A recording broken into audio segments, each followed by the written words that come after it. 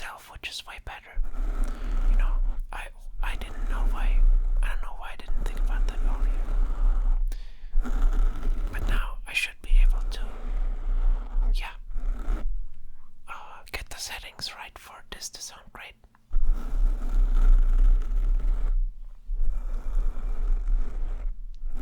Yeah, great, you know, very strong word, which reminds me of what I wanted to talk about today, which is language. Language is difficult, and everyone, even in your own language, has a different language. You will come to realize if you really talk to people. Like, you can use the same word and mean two completely different things. For example, love. You can say, I love this, and someone else says, you know, there's a great scene in Anchorman where someone says, I love Veronica Corningstone, and then someone else says, I love the lamp. And obviously they mean a completely different sort of love, different sort of kind of love, right?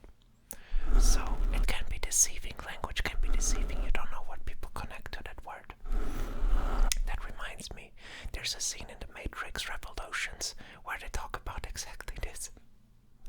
In a rather blunt and clumsy way, I might add, but, you know, that's sort of how I roll. Yeah, language, you know, language. And I personally consider magical language, occult language that I sometimes sprinkle into these videos, or spiritual language, or, you know, religious stuff. I consider it all, like I said, a sort of a language, a language that erects a landscape. You know, it's often a language, I feel like, magic, or, you know, the occult, whatever whatever you're into.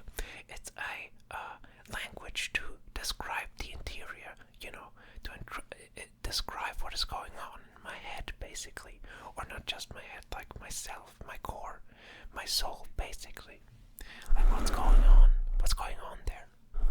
There's not much that I mean, I see science and this other, yeah, whatever you want to call it, religion or spirituality, I see it growing together. You know, they are coming closer. You know, I always thought I could see that they secretly had a crush on each other, but were afraid to. You know, they were fighting all the time. They were kind of bickering, and because they're polar opposites, but they would be a perfect couple. I say, you know, or friends at least, like really good friends.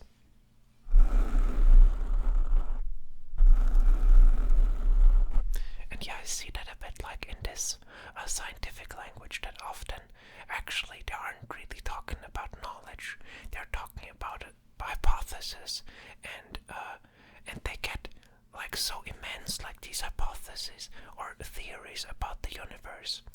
They get so immense and are tacked on to other hypotheses and theories that try to explain a lot, and all do in a way.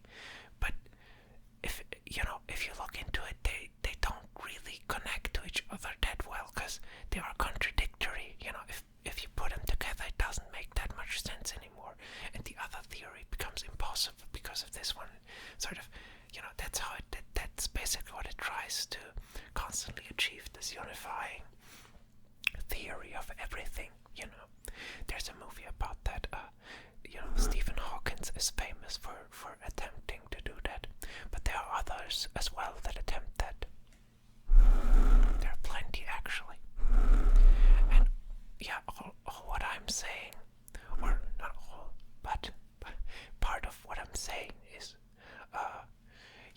this magical language should be considered to be a very valid language, just like the scientific one, because it describes something you can't say any other way. You know, there are things only a poem can tell you, or music, art in any sense, I think, is a form of magic, or is basically the same thing.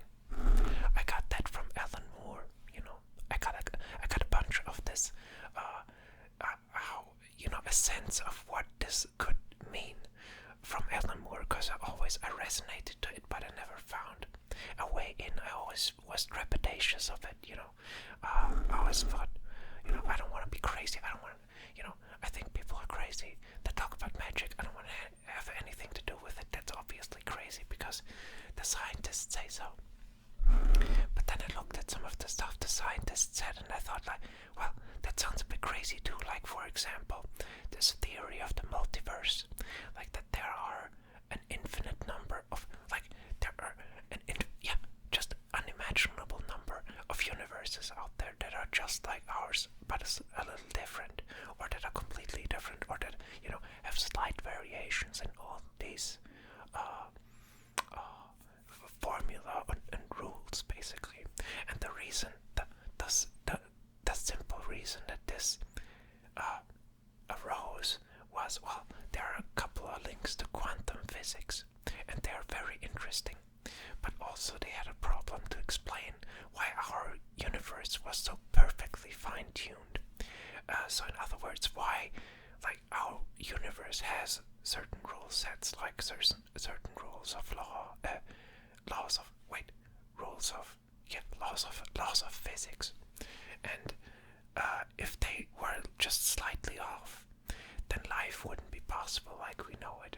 Like nothing would live. If gravity had slightly different proportions, then planets couldn't be formed. Stuff like that.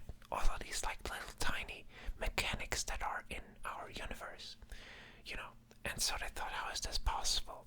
How is this possible that, after the Big Bang, everything was just perfect?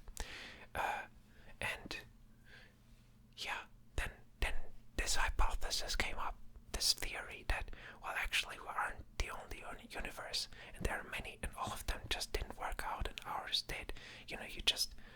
But that sort of, it still doesn't explain that mechanism. Then it doesn't explain where does that, what creates all of these universes. Then there still has to be a mechanism that is so perfect, that just spins them. That's in itself so perfect that you kind of, I think you go around in a circle. If you want to grasp everything that way, I don't think it's possible. But it's a very interesting, thought-provoking, like the multiverse really took a hold in pop culture, I think, like in many movies and books, and just it was all over the place. Like, this idea does resonate, funny enough, I think most of the time it got a hold in science fiction and fantasy movies, like that are on the kind of polar opposite of where the scientific hypothesis started out. But I wouldn't even think too much in opposites. Like, I think we're really trying to say the same with different words. We're really all trying to grasp the truth, and I think you can look at these languages, all of them, and see that, and sort of get to the truth together and get the different angles that they're all coming from.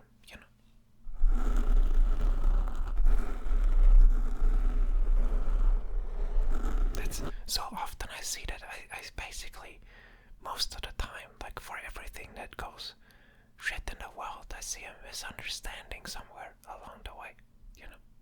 It's always someone doesn't feel understood, someone can't express themselves, and I wonder, was it just that no one showed you how to, like, what's really, I mean, think about it, how do you learn language? You just observe. You just, oh, that was a funny word, I did this papa sound, maybe I can make the B a bit stronger and it turns into papa, and then, all the eyes lit up of that huge person, that, and I know him since my birth, that's really important, that, I make his eyes light up every once in a while, he was so nice to me. It's all like this very intuitive, very, it's a beautiful process. It's so, just out of curiosity. And so I think you should allow yourself to look at many different types of languages, which are basically types of logic, types of like structures to think about the world in a way, to go about it. Like some people have a certain, everyone has a bit of a different attitude towards language and a way they deliver it, and that they get you to listen, for example, or and sometimes it doesn't jive, and that's fine. That's fine. That's totally fine. Maybe you were just in a completely like a polar opposite. I don't know if that's the right thing to say, because I really do think it comes from the same place. But yeah, like if you think about it like sort of this color spectrum thing, then yeah, probably it's sort of circular. I think that's a good way to think about it. And sometimes you can be over here and someone else can be on the other side of the dial. But yeah, it's still the same dial. It's still,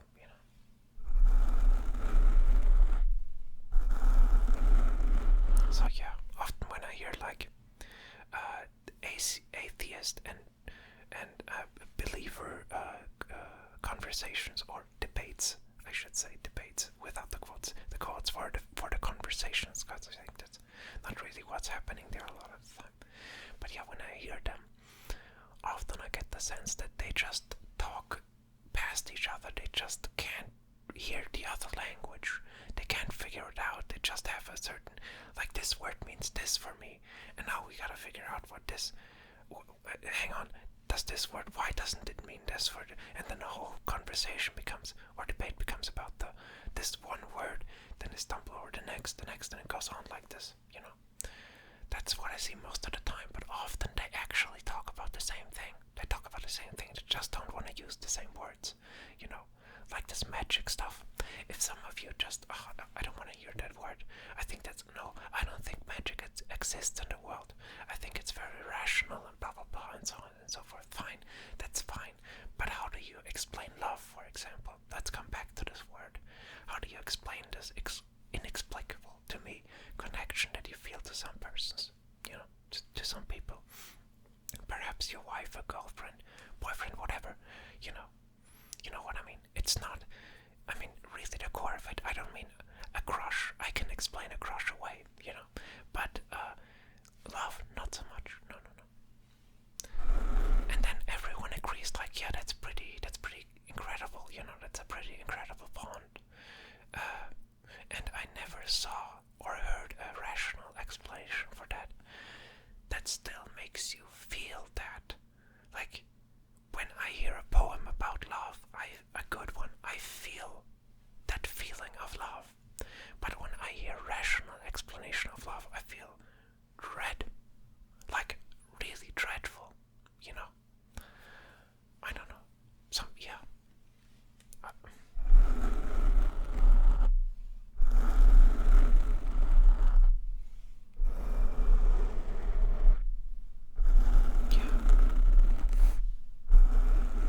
Funny, really, huh? I don't want to be too quick to judge what that is. I feel like I would have almost been too quick. I want to think about that. Why is that? That's also a good thing, just to, you don't always have to package the perfect answer right away in a conversation, a debate or so, whatever. Sometimes you can just say, hey, that's a good question, I don't know. Let's think